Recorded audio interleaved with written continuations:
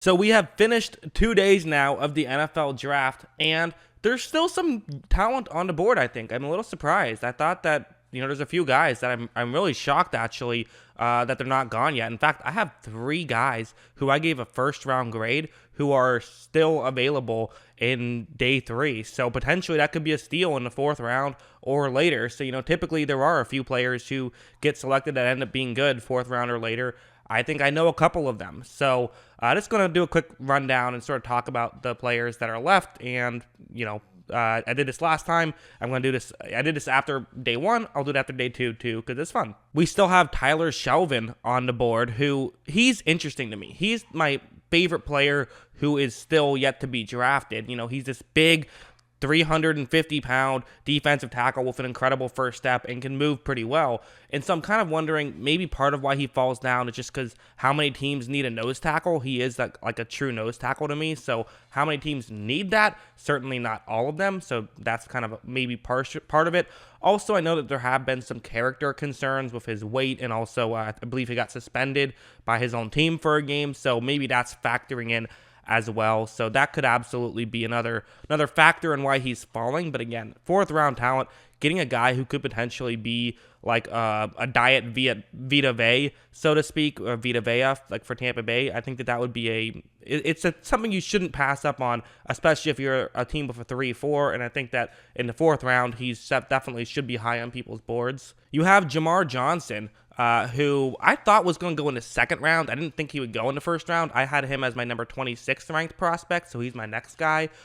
He's another guy who, really smart reads, and I was a little bit surprised he didn't go in the 1st round. I thought he might have gone in the 1st round. I expected him to go in the 2nd, but I think really what it came down to was just people are concerned about his speed, where, he is a guy that it doesn't run the fastest 40, and maybe that's part of why. But I just feel like everything else he does so well that drafting him in the 4th round, I feel like you could get a starting caliber safety with potential to have like an Antoine Winfield Jr. type player drafted this far back. So he's another guy. Look out for Jamar Johnson. The last guy who I have a 1st round grade on is Jabril Cox, who I thought for sure was going to go either late 1st or early 2nd.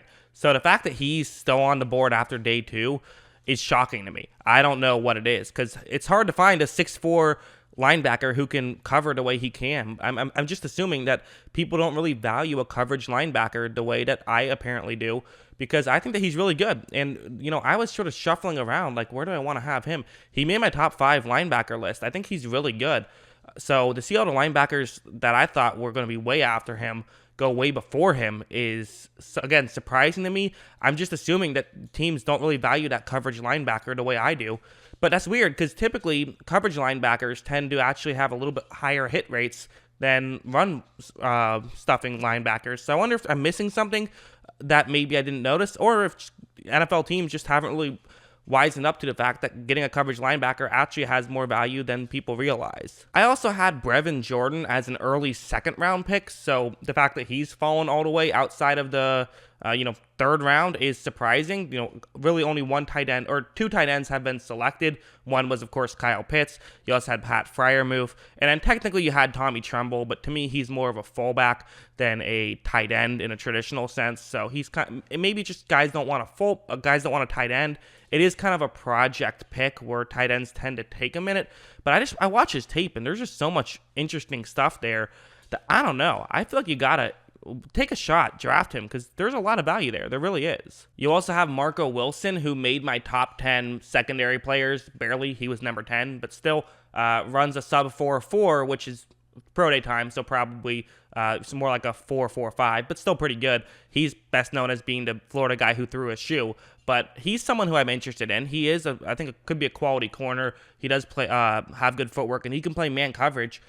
He's not the most explosive, and he doesn't have the best ball skills, so I do get this. I'm not shocked at all. I don't have a great grade on him, but I probably had a day 2 grade on him, so a bit surprised. He's someone I could absolutely see getting drafted and turning into a starting caliber corner. You also have some halfbacks, Ramondre Stevenson, who is just sort of like this big guy who I think cuts well. I get why he's fallen back, because he doesn't look like a running back. He's built like he weighs 260 pounds. I mean, he's built like a linebacker and a big linebacker, but he cuts well and he moves well. So I think that even though he's not necessarily the fastest, he can accelerate well enough that he could be a sleeper and he could be a guy that gets drafted in one of these like 5th or 6th rounds that ends up being really good. I expected him to fall this far. Same thing with Puka Williams, who's kind of the opposite. He's this really quick guy, but is just little, and so people aren't really evaluating him, I think, properly because they look at him and see he's small, but he moves so quickly, and I think that he does actually, he doesn't go down easy. So there's intrigue there for me, especially with his speed. He's the fastest running back in the draft. So if you got a guy with speed, there's value there.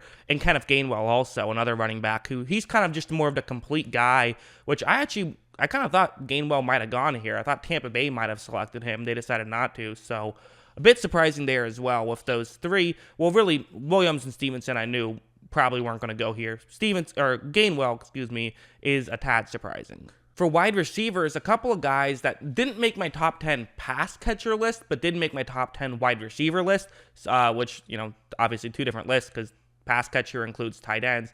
Amara Marsette, who I had a 3rd round grade on, so I thought he would go here. He drops a little bit. I get why, but I think that there's talent there. Again, wide receivers, there's so many good wide receivers in the drafts these days that you can get legit starting wide receivers, guys who can get snaps to be solid in the 4th round.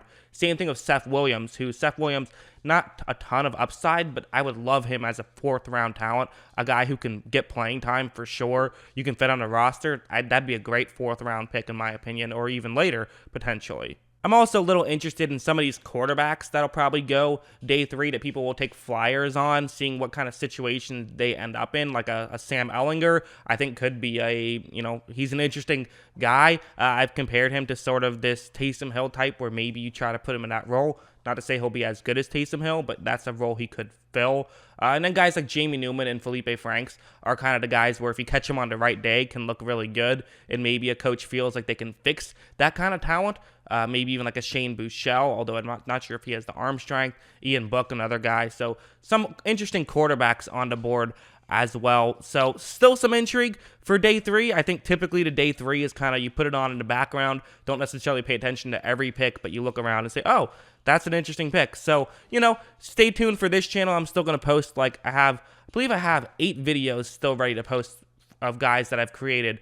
Let's see, 1, 2, 3, 4, 5, 6, 7, 8, 9 videos actually of guys I'm going to post whenever they get drafted, talk about those players, maybe even a couple more if there's something that I find interesting. As I've made some general thoughts videos. So I'll talk about the highlights of day 3 on this channel if you're not going to watch the draft day 3, so be on the lookout for that. Thank you guys for watching and watching all this content I've been putting out. I appreciate it. And I look forward to tomorrow, and then I really look forward to the draft being over so I can, relax for a minute. But you know what? I'm having fun too, so I can't complain. And again, I'll see you guys tomorrow.